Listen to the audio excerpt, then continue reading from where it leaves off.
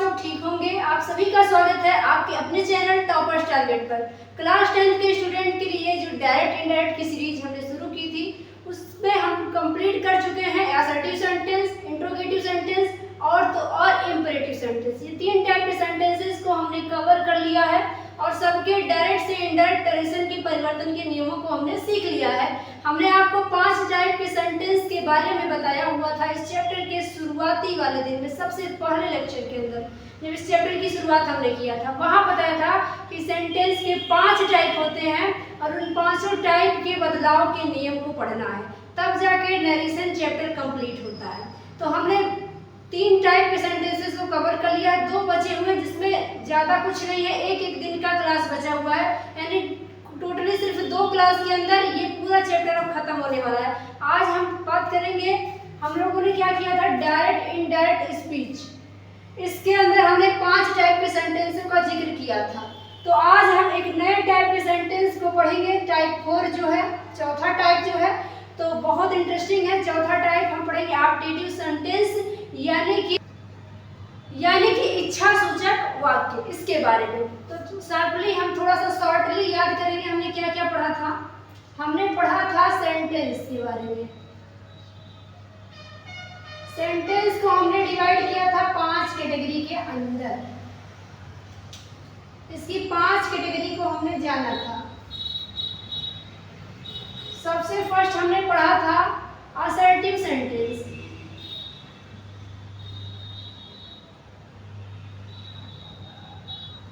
Assertive sentence. दूसरा type हमने किया था इंट्रोगेटिव। Interrogative sentence.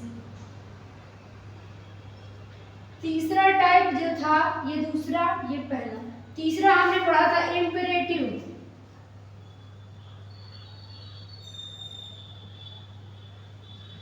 सेंटेंस।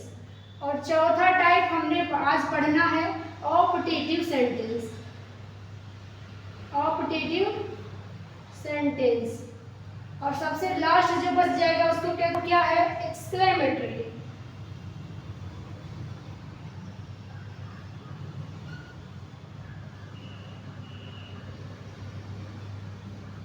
तो ये 5 टाइप के सेंटेंसों का हमने जिक्र किया था। इसको कहते हैं साधारण वाक्य। साधारण वाक्य। और ये क्या होता है, प्रश्नवाचक वाक्य। प्रश्नवाचक वाक्य। और ये आपका क्या होता है, आज्ञासूचक वाक्य। आज्ञासूचक वाक्य। और इसको कहते हैं इच्छा सूचक वाक्य।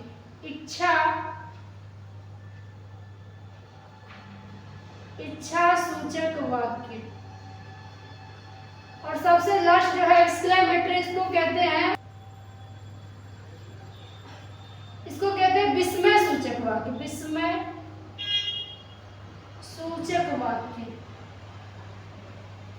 तो ये 5 टाइप के सेंटेंस हमने पहले क्लास में बताया था, होते हैं अंग्रेजी में। और इन 5 टाइप का नियम अगर आप पढ़ लेते हैं डायरेक्ट से इनडायरेक्ट में कन्वर्जन का, तब जाके आप समझिएगा कि पूरा नरेशन आपका कंप्लीट है, वरना अधूरा है। तो हमने लगभग मेन खत्म कर दिया है, जिसका नाम था असर्टिव सेंटेंस। हमने अच्छे से किया था 2 से 3 लेक्चर के अंदर। और उसके बाद हमने क्या बताया, इंट्रोगेटिव को कवर किया अच्छे से, बिल्कुल सही तरीके से। और फिर हमने क्या किया, इंपेरेटिव का भी 4-5 क्लासेस किया ताकि अच्छे से प्रैक्टिस हो जाए। आज की क्लास में पढ़ेंगे ऑप्टेटिव सेंटेंस। ये टॉपिक रहेगा आज की क्लास के अंदर, बहुत इंटरेस्टिंग है और एक ही क्लास में खत्म हो जाएगा, छोटा टॉपिक है। और फिर एक और क्लास आएगी विस्मय सूचक वाक्यों के लिए, एक्सक्लेमेटरी सेंटेंस के लिए। तो बिना स्किप किए लास्ट तक देखिएगा, बहुत ही इंटरेस्ट आने वाला है आपको। एकदम डीप में बताऊंगी कि आखिर ऑप्टेटिव सेंटेंस यानी कि इच्छा सूचक वाक्य की पहचान क्या है, क्या होता है इच्छा सूचक वाक्य, कैसे बनता है, और फिर इसके नियम पढ़ेंगे डायरेक्ट से इनडायरेक्ट के। फिर प्रैक्टिस करके इसको भी आज एक ही क्लास के अंदर खत्म कर देंगे, ताकि एक और क्लास हो और उसके बाद ये पूरा चैप्टर आपका पूरा हो जाए। तो चलिए बढ़ते हैं आगे, जानते हैं ऑब्जेक्टिव सेंटेंस होता क्या है। तो चलिए चौथे टाइप के सेंटेंस अच्छे से डिस्कस करते हैं। चौथा टाइप अभी लिया था हमने, क्या होता है, ऑब्जेक्टिव सेंटेंस। ऑब्जेक्टिव सेंटेंस यानी कि इसको कहते क्या है, इच्छा सूचक, इच्छा सूचक वाक्य, इच्छा सूचक वाक्य। इस पर डिस्कशन करेंगे, कैसे पहचानेंगे कि इच्छा सूचक वाक्य है, कैसे बनता है ये। कहेंगे ऐसे वाक्यों में या जिन वाक्यों में ईश्वर से प्रार्थना या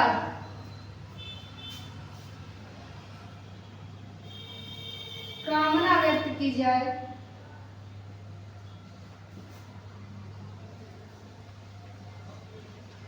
उसे इच्छा सूचक वाक्य कहते हैं, इच्छा सूचक वाक्य कहते हैं।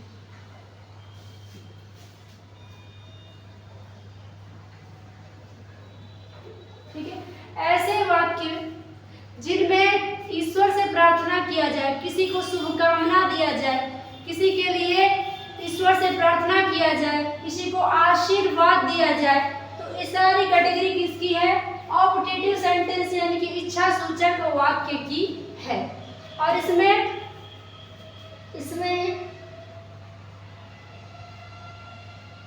ये मार्क लगा होता है, इसको एक्सक्लेमेटरी मार्क बोलते हैं। ये यहाँ भी होता है, एक्सक्लेमेटरी सेंटेंस में भी होता है। ये चिन्ह लगा होता है, इसकी ये भी पहचान है। हालांकि सिर्फ इससे नहीं पहचाने, क्योंकि ये तो एक्सक्लेमेटरी में भी रहेगा, लेकिन जब ईश्वर से प्रार्थना होगा, किसी को शुभकामना दिया जाएगा, तो वहां पे उन वाक्यों को इच्छा सूचक वाक्य यानी कि ऑब्जेक्टिव सेंटेंस की कैटेगरी में रखेंगे। एग्जाम्पल रखिएगा, अगर हम उदाहरण पे बात करें, अगर कहें ईश्वर आपको लंबी उम्र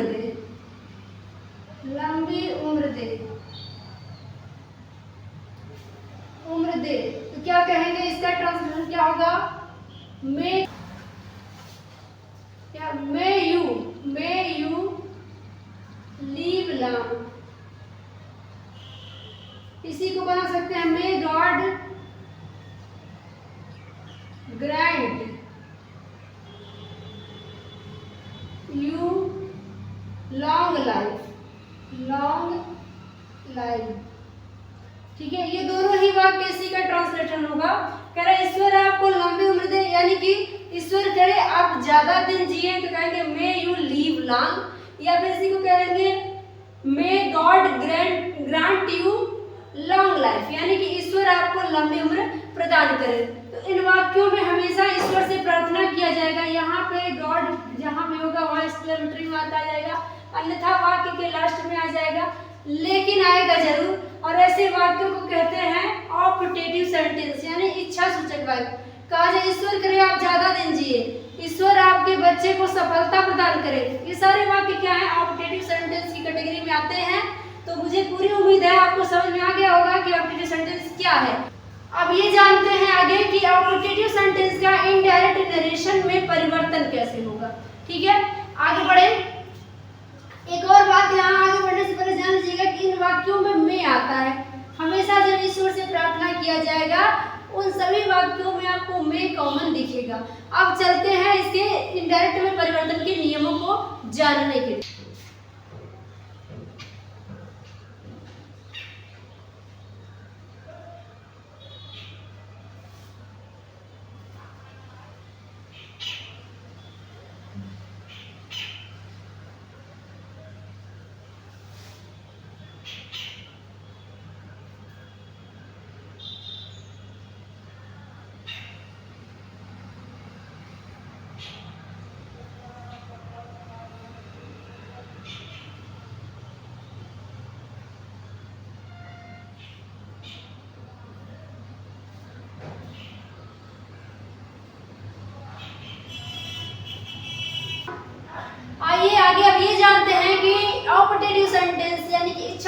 वाक्य का इनडायरेक्ट में परिवर्तन कैसे होगा। तो इसमें कुछ नियम बताऊंगी, 2 से 3 बात।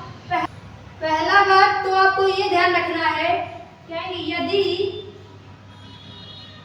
यदि डायरेक्ट स्पीच में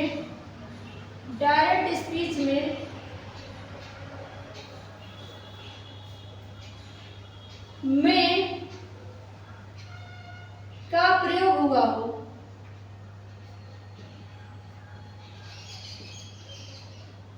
लेकिन गॉड का प्रयोग नहीं हुआ हो, गॉड का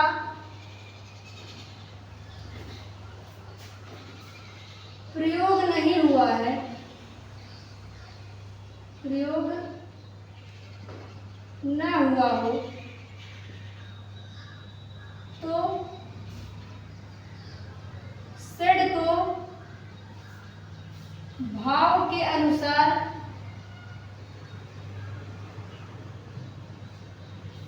विस्ड,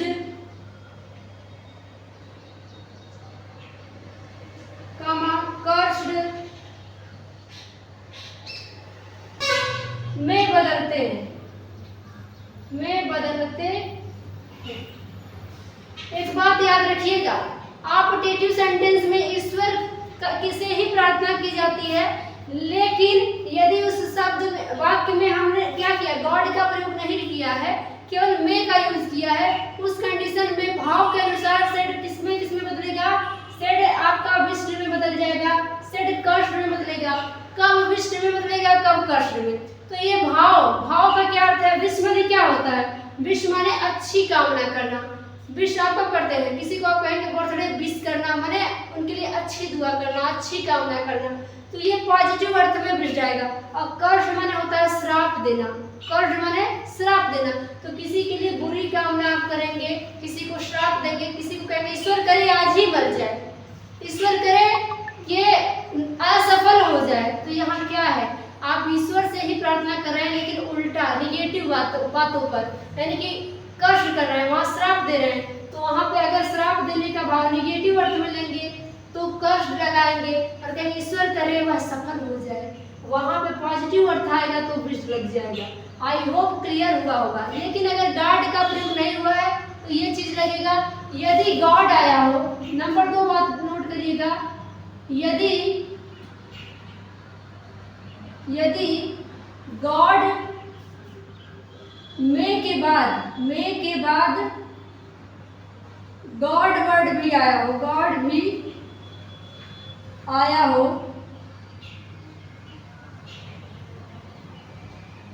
अगर मे के बाद गॉड भी आया है तो क्या करेंगे, सेड को अगर अच्छी कामना की जाएगी, शुभ कामना दिया जाएगा तो प्रेड में लिखेंगे,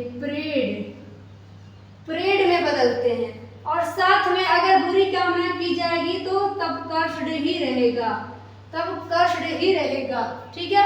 तो ये हो जाएगा, गॉड नहीं आया तो विष्ड और कर्ष, गॉड भी है तो प्रेड कर्षड दोनों आ सकता है।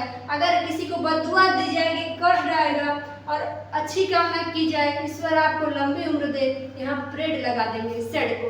तो आई होप ये 2 बातें आपको समझ में आ गई होंगी, यही 2 बातें नोट करने वाली थी। इसके अलावा तीसरी बात आप देखेंगे तो बहुत पहले जो चीजें हम करते आ रहे हैं वही है, क्या है, कॉमा इन्वर्टेड कॉमा हटाकर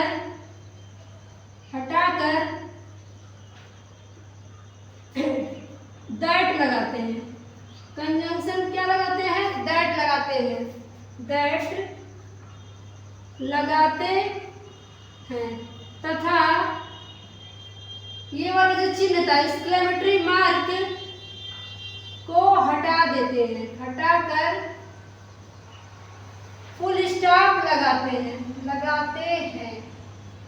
ये तीसरी बात, ये हमेशा हम लोग करते थे, क्या चीज, वाक्य को जोड़ते थे, कामा इन्वर्टेड कामा हटा के दैट लगाते थे, और ये चिन्ह जो भी था वो सब हटा के, इंट्रोगेटिव था तो इंट्रोगेटिव का चिन्ह हटा के असर्टिव में बनाते थे। इसी तरह ये चिन्ह हटा के फिर से असर्टिव में बनाएंगे और ये क्या कर देंगे, फुल स्टॉप लगा देंगे।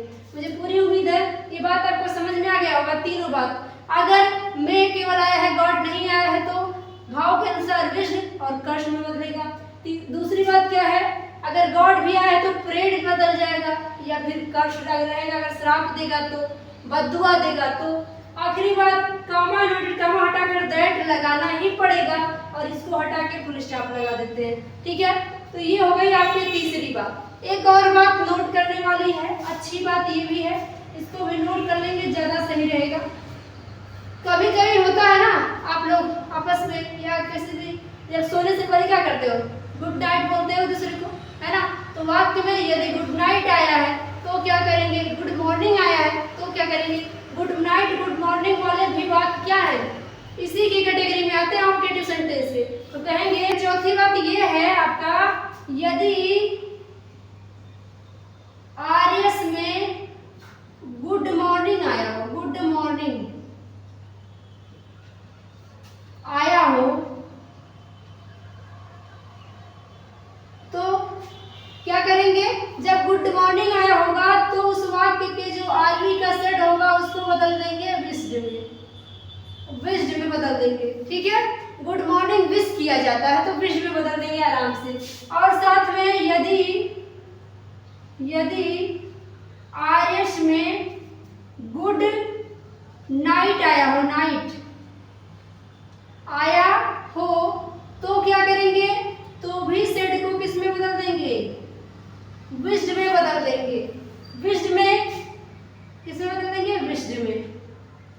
या फिर बेड, BAD में बदलेगा, में बदल देंगे, बदल देते हैं।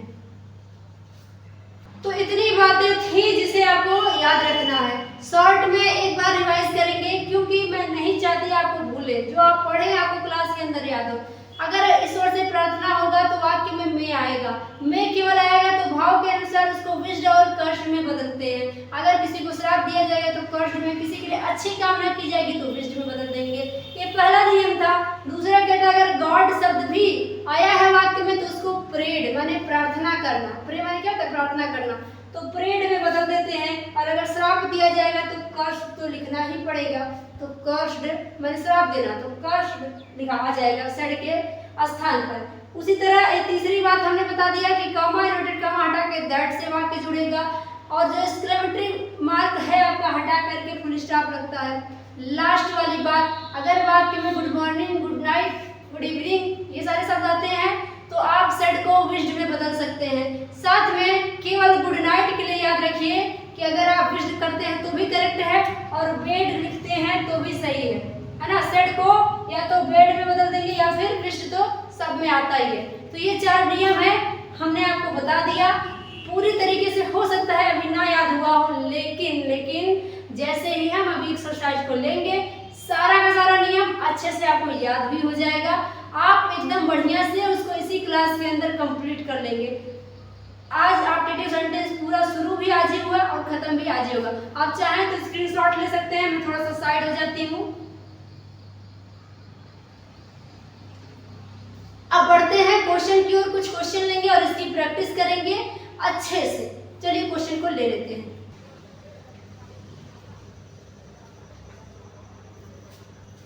तो अब ले लिए हैं कुछ क्वेश्चन को, ताकि जो नियम अभी तक हमने जाना है उसका अच्छे से प्रैक्टिस किए।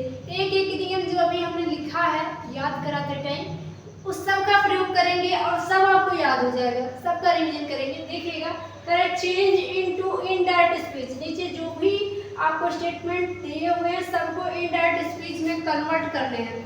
चलिए पढ़ते हैं क्या दे रखा है। डायरेक्ट में दे रखा है आपको, he said to me, comma inverted comma, may you live long। जब भी मैं दिख जाए, भाई ये क्या होता है, ऑप्टेटिव सेंटेंस ही होता है।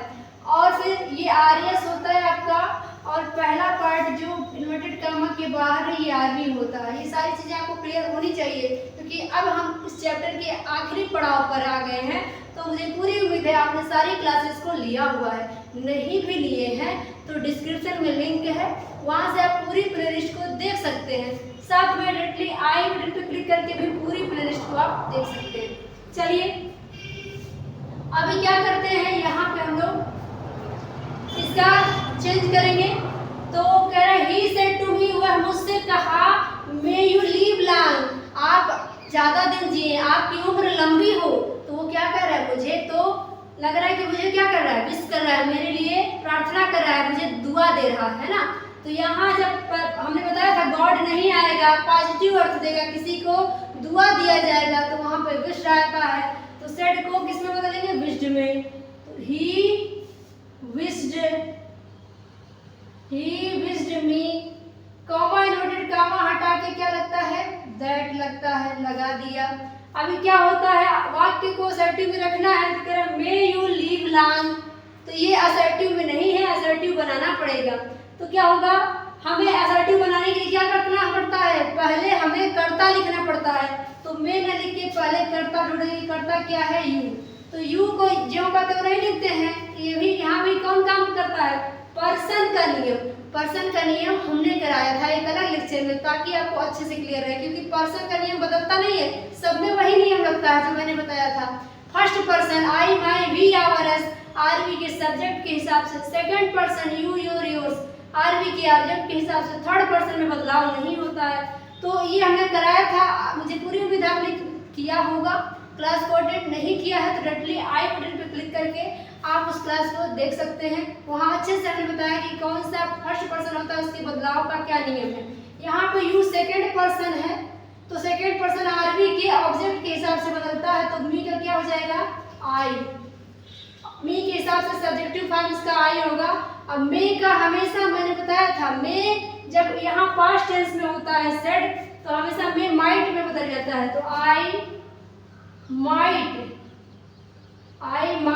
बाकी आगे ठीक रहेगा। आई लीव लॉन्ग, ये मार्क हटा के फुल स्टॉप लगा देते हैं, वाक्य जुड़ गया। अगला वाक्य देखिए, द हर्मिट सेड, संत ने कहा, साधु ने क्या कहा भाई, may you all go to hell, तुम सभी नर्क में जाओ। गो टू हेल माने नर्क में जाओ। अब यहाँ कोई नर्क में जाने के लिए कह रहा है, तो प्रार्थना तो नहीं है आपके लिए, आपके लिए बददुआ दे रहा है। तो किस में बदलेंगे, कर्स्ड में। तो हो जाएगा द हर्मिट सेड का हो जाएगा कर्स्ड, कॉमा इन्वर्टेड कॉमा हटा के दैट। अब फिर वही काम आपको क्या करना है, पहले सब्जेक्ट लिखना है, क्योंकि असर्टिव में वाक्य रखना है। सब्जेक्ट आपका यू है, यू के हिसाब किसके हिसाब से बदलता है, इसके ऑब्जेक्ट के हिसाब से, लेकिन ऑब्जेक्ट तो दे ही नहीं रखा है। तो क्या बदलेंगे, तो थोड़ा सा वाक्य पे जोड़ दीजिए, क्या कह रहा है, may you all go to hell, तुम सब के सब नरक में जाओ। तो हमेशा थर्ड पर्सन का ऑब्जेक्ट आएगा। जब यहाँ ऑब्जेक्ट दिया होता तो उसके हिसाब से बदलते, नहीं दिया है तो हमेशा जब नहीं देता है तो थर्ड पर्सन का आता है। तो थर्ड पर्सन का अगर ही आएगा तो गड़बड़ा जाएगा, क्योंकि यू ऑल कहा है, तुम सभी, तो ही माने वह एक क्या होगा, इसलिए हमें क्या लिखना पड़ेगा, दे लिखना पड़ेगा। थर्ड पर्सन का ऑब्जेक्ट दे लिखना पड़ेगा। दे ऑल क्या हो जाएगा, मे का हो जाएगा माइट, मे का होता है might go to hell, full stop हो गया वाक्य। अगला वाक्य देखते हैं, ही सेड टू मी, वह मुझसे बोला, मे गॉड हेल्प यू, ईश्वर आपकी सहायता करे। आ गए गॉड, जब भी गॉड आ जाएंगे ना वाक्य में, तो विश्व को प्रेड में बदल देंगे, प्रेड में, प्रार्थना करने में। तो क्या हो जाएगा, ही सेड बदल जाएगा किसमें, प्रेड में। ही प्रेड मी, वह मेरे लिए प्रार्थना की। क्या बात है, कॉमा इन्वर्टेड कॉमा हटा के दैट। आगे ये क्या हो जाएगा, ही प्रेड मी दैट। आगे कौन है, गॉड, और गॉड हमेशा थर्ड पर्सन है। किसी का नाम किसी थर्ड व्यक्ति को कहा जाए तो वहां पे क्या होता है, थर्ड पर्सन में आएगा, तो गॉड का गॉड ही रहेगा। तो गॉड में का हो जाएगा might, God might help you का क्या होगा, यू आपका सेकंड पर्सन है, सेकंड पर्सन आरवी के ऑब्जेक्ट के हिसाब से बदलेगा। तो यू का क्या हो जाएगा, मी के हिसाब से क्या हो जाएगा, हेल्प मी। ठीक है, ही प्रेड मी, उसने मेरे लिए प्रार्थना किया है। गॉड माइट हेल्प मी, ठीक, ईश्वर मेरी प्रार्थना करे। ये भी वाक्य हो गया। अगला वाक्य देखिए दिया, आनंद सेड, आनंद बोला, good night Krishna, good night Krishna, we will meet again tomorrow, हम कल दोबारा मिलेंगे। यहाँ पे हमने क्या बताया, गुड नाइट कहा है ना, जब जब गुड नाइट आएगा, गुड मॉर्निंग आएगा, गुड बाय आएगा, सब में क्या कहा था, विश्ड आता है, विश्ड लगाते हैं। लेकिन जब जब नेगेटिव यानी नाइट के अर्थ में बेड भी आता है। गुड बाय आएगा तो भी बेड आएगा, लेकिन गुड मॉर्निंग में नहीं आएगा। तो नाइट गुड नाइट है तो यहाँ दो तरीका होगा। तो यहाँ ये दो तरीके से जुड़ जाएगा। कौन कौन सा? पहले तो हम विश्ड से बनाएंगे तो क्या हो जाएगा? आनंद विश्ड गुड नाइट ले आएंगे आगे। आनंद विश्ड गुड नाइट। आनंद ने विश किया गुड नाइट किसको? कृष्णा को। तो लिखेंगे to Krishna. To Krishna. Anand wish good night to Krishna. Anand ने कृष्णा को गुड नाइट विश किया एंड सेड। और आगे क्या बोलता है भाई? आगे भी तो कुछ कहा है, तो इसको लगाने के लिए क्या करना पड़ेगा? And said. और बोला, क्या बोला? We will meet again tomorrow. हम कल दोबारा मिलेंगे। तो क्या हो जाएगा? वी का कौन सा पर्सन है? First person. और फर्स्ट पर्सन क्या होता है? किसके हिसाब से बदलता है? आरवी के सब्जेक्ट के हिसाब से। सब्जेक्ट कौन है? आनंद। आनंद के हिसाब से क्या हो जाएगा? ही विल का क्या होता है? हमने बताया था टेंस परिवर्तन के नियम। वुड हो जाता है। He would meet again tomorrow का हमने बताया था परिवर्तन का नियम। द नेक्स्ट डे हो जाता है। The next day full stop. ये वाक्य हो गया। इसका एक अथवा में भी लिखिएगा। हमने बताया था ना गुड नाइट जब भी आएगा उसके लिए बेड भी आता है। तो यहाँ क्या हो जाएगा? तो दूसरा तरीका क्या होगा? दूसरा तरीका बेड बनता है, विश्ड की जगह पे बेड हो जाएगा। तो कहेंगे Anand bade good night to Krishna and said. क्या कहा?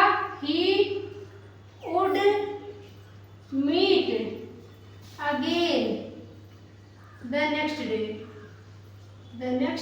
डे। बाकी चीजें जो का त्यों रहेंगी, केवल विश्ड की जगह पे बेड हो जाएगा। तो ये रहा कुछ सेंटेंस। कुछ और सेंटेंस को लेंगे ताकि अच्छे से और बढ़िया से आ जाए। उसके बाद क्लास को ड्रॉप करेंगे। और ऑब्जेक्टिव सेंटेंस यकीन मानिए इससे बाहर कुछ भी नहीं आता है, इतने में से ही पूछेगा आपसे। तो कुछ और सेंटेंस की प्रैक्टिस कर लेते हैं, फिर क्लास को यहीं समाप्त करेंगे। ले लिए कुछ और वाक्यों को यहाँ इनको करके प्रैक्टिस अच्छे से, उसके बाद क्लास को समाप्त करेंगे। देखिएगा, फिर से चेंज करना दिया डायरेक्ट में। ही सेड, वह बोला, कॉमन यूनिट कमा, गुड बाय माय फ्रेंड, अलविदा मेरे दोस्तों। वह बोला अलविदा दोस्तों। तो क्या हो जाएगा? जब भी गुड बाय बोलेगा, गुड नाइट बोलेगा, दो तरीका। एक तो विश्ड और दूसरा तरीका क्या होता है? दूसरा तरीका होता है बेड लगाने का। तो आप क्या करेंगे? ही सेड को आप कह सकते हैं wished. He wished goodbye. He wished goodbye to his friends. अब मैंने यहाँ पे हिज क्यों कर दिया माई की जगह पे? वही पर्सन का नियम बार बार नहीं बताऊंगी, बता चुकी हूँ एक बार अच्छे से अलग लेक्चर में। माई फर्स्ट पर्सन आरबी के सब्जेक्ट के हिसाब से बदलता है। सब्जेक्ट ही है तो ही के हिसाब से हिज हो चुका है। इसका एक अथवा में बनेगा बेड लगा के। क्या होगा? He bade goodbye. He bade goodbye to his friends. ये हो गया आपका वाक्य। दोनों ही सही है, दोनों ही देखने को मिलता है एग्जाम में क्वेश्चन। आप दोनों से करेंगे, दोनों से ही इक्वल आपका सही रहेगा, इक्वल नंबर मिलेगा। यहाँ देखिए डायरेक्ट में दिया रवि सेड, रवि बोला good morning my friends, good morning मेरे दोस्तों, शुभ प्रभात दोस्तों। तो क्या हो जाएगा भाई? हमने कहा गुड मॉर्निंग को भी विश्ड में बदलते हैं। तो Ravi wished good morning. Ravi wished good morning किसको? To my friend. फिर वही रवि के हिसाब से क्या हो जाएगा? His friends. इसका भी दूसरा तरीका है, आप इसको पहले लिख दीजिए, इसको बाद में, तो भी सही है। जैसे कि मैं बोल दूं इसको कहेंगे Ravi wished his friends good morning, है ना। इसका अर्थमा क्या हो जाएगा अगर मैं लिखूं यहाँ पे तो क्या कहेंगे, Ravi wished his friends good morning, good morning. दोनों ही वाक्य करेक्ट है। जब भी आपका ओकेटिव केस होता है, यानी जिससे कहा जाता है वो उपस्थित हो, तो उसको हमेशा ऑब्जेक्ट बना देते हैं। तो रवि अपने दोस्तों को कह रहा है, यहाँ पता चल रहा है इसलिए दोस्तों को पहले ला दिए। तो रवि विश किया किसको, अपने दोस्तों को, फ्रेंड्स को गुड मॉर्निंग, ये भी सही है। और बाद में लिख दिए तो भी सही है, वही बातें हैं। ठीक है, यहाँ भी वही हाल है। अगर पहले लिख देते he bade his friends goodbye, ये भी सही होता। और अगर ये लिख दिया है तो सही है ये। ठीक है, दोनों तरीका ही ठीक है। और एक और वाक्य डायरेक्ट में दे रखा, शी सेड टू मी, वह मुझसे बोली, may you prosper in life, तुम इस जिंदगी भर तरक्की करते रहो। वह मुझसे बोली कि आप तरक्की करते रहिए। तो इस वाक्य को मैंने आपके लिए छोड़ा है। इसका इनडायरेक्ट आपको बनाना है, इसका इनडायरेक्ट आपको बनाना है। इसका आंसर आप मुझे करेंगे कमेंट बॉक्स के अंदर। मुझे पूरी उम्मीद है आप एकदम सही से इसका आंसर करेंगे। तो अगर आपको लेक्चर समझ में आया है तो कमेंट जरूर करिएगा। आज एक क्लास के अंदर पूरा एक टाइप का सेंटेंस खत्म हो चुका है और एक और क्लास आपकी आएगी, इसमें हम करा रहे होंगे एक्सक्लेमेटरी सेंटेंस को, यानी कि विस्मय सूचक वाक्य, आश्चर्य वाले वाक्यों को पढ़ेंगे। बहुत इंटरेस्ट आएगा उसमें भी, और एक दिन के अंदर ही खत्म करेंगे और इस तरह से आपका पूरा ये चैप्टर नरेशन खत्म हो जाएगा। तो कमेंट करके जरूर बताइएगा कि आपको अच्छे से समझ में आया या नहीं। कोई डाउट रह गया तो मेंशन करिएगा, अगले लेक्चर में उसको क्लियर करा दूंगी। और अगर लेक्चर पसंद आया है तो वीडियो को लाइक करना नहीं भूलना है। क्लास का वीडियो के डिस्क्रिप्शन में टेलीग्राम चैनल का लिंक है, वहां से ज्वाइन करिए, मिल जाएगा। और साथ में डायरेक्ट टेलीग्राम पे टॉपर्स टारगेट ऑफिशियल हमारा जो है टेलीग्राम चैनल का नाम है, आप टेलीग्राम पे विजिट करके भी वहां से ज्वाइन कर सकते हैं। डिस्क्रिप्शन में फेसबुक पेज है, फॉलो कर लेंगे तो वहां पे डेली क्विज मिलता है, आप उसको जरूर अटेंड करिए। इन क्वेश्चंस को हम वहां पर लोड करते हैं ताकि आप उसकी प्रैक्टिस कर सकें। तो फेसबुक पेज को भी फॉलो कर लेना है। चैनल पे फर्स्ट टाइम विजिट किए हैं आज तो जरूर सब्सक्राइब करके जाइएगा। पूरी क्लासेस चलेगी, जैसे नरेशन खत्म किया है, हर एक टॉपिक को ग्रामर का खत्म करेंगे, आपकी बुक को भी कंप्लीट कराया जाएगा। तो सब्सक्राइब करिएगा, बेल आइकन को प्रेस कर लीजिएगा ताकि नोटिफिकेशन आपको मिलता रहेगा। और वीडियो को शेयर करते रहिएगा। अपना ध्यान रखिएगा। Best of luck, good luck, bye bye.